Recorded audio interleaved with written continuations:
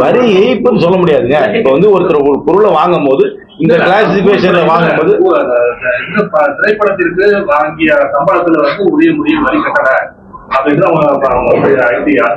நிறைய அப்பீல் பண்ணலாம். அதுக்கு அப்பீல் பண்ணலாம். அதுக்கு அப்பீல் பண்றதுக்கு இருக்கலாம். அதனால இதை வந்து இதுக்கும் இந்த தேர்தலுக்கும் இந்த அரசியலுக்கும் எந்த சம்பந்தமும் கிடையாது. இதெல்லாம் ஒரு இன்கம் டாக்ஸ்ன்றது முக்கால்வாசி ஒரு இன்டர்பிரிட்டேஷன் ஆகுது. அங்க இருக்கிற இன்கம் டாக்ஸ் அசஸிங் ஆபீசர் ஒரு கருத்து வச்சிருப்பாரு. அந்த கருத்தின் மேலமா அவர் ஒரு டாக்ஸ் போடுவாரு. அந்த டாக்ஸ் மேல நம்ம ஏத்துக்கிட்டோமா டாக்ஸா கட்டுவோம். ஏத்து காட்டி கோர்ட்டுக்கு போகலாம். இது ஒரு ஒரு ஒரு வகையான முறையீடு தான். இதுக்கு மேலேயும் முறையீடு பண்றதுக்கு வாய்ப்பு இருக்கு. ஊழல்னு எப்படிங்க சொல்றது? டாக்ஸ் இஷ்யூ ஊழல்னு சொல்ல முடியாது. இதெல்லாம் ஊழல்னு தான் நான் சொல்ல மாட்டேன். அவரு சொல்றாரு அரசாங்க பதவியில இருந்து உங்க பதவியை நீங்க துஷ்பிரயோகம் செய்து நீங்க சம்பாதித்தால் ஊழல்.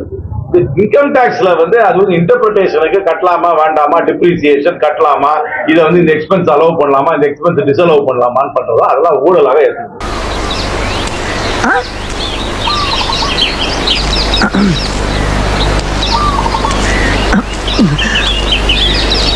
என்னையா செக்கு மாடு மாதிரி சுத்தி வர்ற? என்ன எனக்கு உன் மேலதான் ஒரு சந்தேகம்.